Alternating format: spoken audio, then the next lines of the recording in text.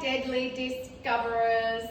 Welcome to our Snake Safety Saturday. So around a third of the population are either scared of snakes or have a hatred of snakes. A lot of people are worried that they're going to get bitten, attacked, that snakes will chase them, that snakes are aggressive. There's a lot of misinformation out there. We're going to cover a lot of different facts when we do our myth busting on Monday. Today we're just going to concentrate on snake safety. So we have come up with a little acronym called SCALE RR, and that is just for you guys. You can learn that and then you will have all the information, you will know exactly what to do when you come across a snake. So, SCALE RR, the S stands for still. So initially when you come across a snake, you might be walking along the path and you just see a snake on the path. So if that snake is a good few meters away from you, stand still initially, which you're probably going to do because you're probably just going to freeze to the spot and go, there's a snake. So stand still initially, and then you are perfectly safe to slowly walk away from that snake. If, however, you came across that snake and it was very, very close to you, so it might be within a couple of feet of you or within striking distance from the snake, then you are best to just stand still and stay still and wait for that snake to slither away by itself. So that is S for still. All right, and then we have C, and C stands for calm. So you need to keep calm in your mind. Give the snake a chance to slither away. Don't start moving around really silly. You might scare the snake if you move around because they react to movement. So just keep nice and calm. So do I shout at it? No, don't shout at the snake. Do I jump up and down? No, don't jump up and down. Do I grab a massive rock and throw it at the snake? Absolutely not. Okay, so I need to stay calm. Stay calm, and no shovels either.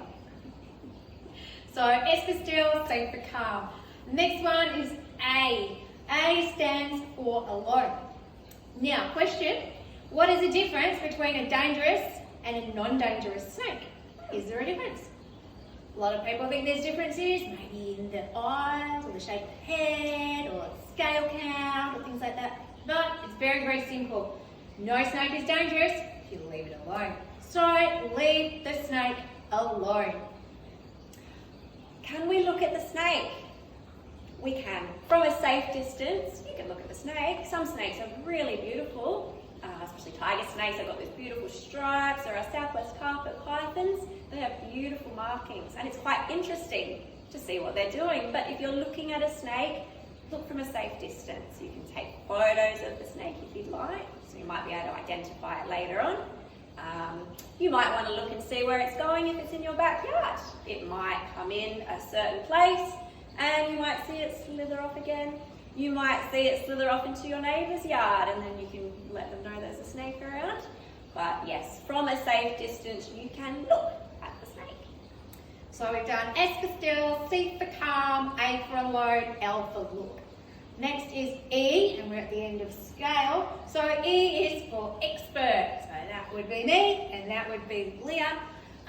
So we would consider ourselves as experts, and we will go out and relocate snakes if needed. But when do we actually need to call the snake expert in? Do we need to call the snake expert in if there is a snake down at the beach?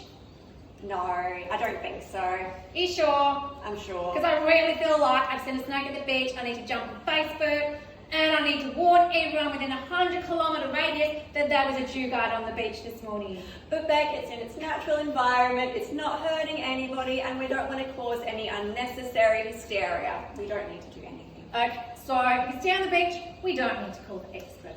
What about if it's in your garden? Do we need to call the expert if it's in the garden? Probably not. If it can get in a certain way into your garden, I'm sure it can find its way back out again. Absolutely. So snakes leave pheromones. So they may leave a little scent trail and they will follow that scent trail. So yeah, if it's coming to your garden, it can find its own way back out. Might be following mice. Might be following mice. We get a lot of phone calls about snakes in gardens, and we try and just explain to people that actually don't need to do anything about it. Be aware that it's there. And just, again, watch where it goes, make sure it moves off. But yeah, snake in your garden, don't need to call the expert. So when do we need to call the expert? When there's a snake in your house or perhaps there's a snake in your shed, or it's a very, very confined space. So as soon as a snake is in a confined space, that is when it's potentially dangerous. So it's about giving that snake the space to actually slither away by itself, but if that snake can't see an obvious escape route, it might do what it feels it needs to do to defend itself, okay? And it might feel the need to defend itself by striking out at you or something like that. So if you've got a snake in a confined area, that's when you ring the expert. That's when you ring us, and we will come and safely remove the snake for you. Fantastic. All right, we're up to our first R. So our first R stands for restrain. So that means to keep a hold of something. What do you think we might need to restrain if we have a snake around? Probably the neighbour with his shovel. For sure, yes. But more importantly, we need to restrain our pets. So a few people out there, you've probably got pet dogs, and you might be wondering what to do if your dog is right next to a snake. So what you're going to want to do is, if it's far enough away, you can put your dog inside if the snake is outside, or if the snake is inside, you can put your dog outside. If they're really close together, a fighter is just really trying to get at that snake, you're going to want to distract the dog. So maybe squirt some water at it, maybe get a treat for your dog, its favourite toy, try and get it away from the snake. We don't want to go towards that situation because we're going towards the snake. And we've already said we don't want to do that. We need to leave them both alone. You might want to call your vet just to let them know what's going on. My dog might possibly be getting bitten by a snake, and then they can sort that all out, maybe even meet you halfway, and so you don't have to drive all the way to the vet, but just so there's something in place there in case the worst happens. But we are more important than our pets. We need to keep ourselves safe first of all. And there is training. There is training that you can do with your dog. So yes. there's snake avoidance training, so you guys can look that one up if you are interested. So the last R is for respect. So we need to respect snakes the same as we should respect all of our wildlife. And I can think of 3 really good reasons as to why we should respect snakes.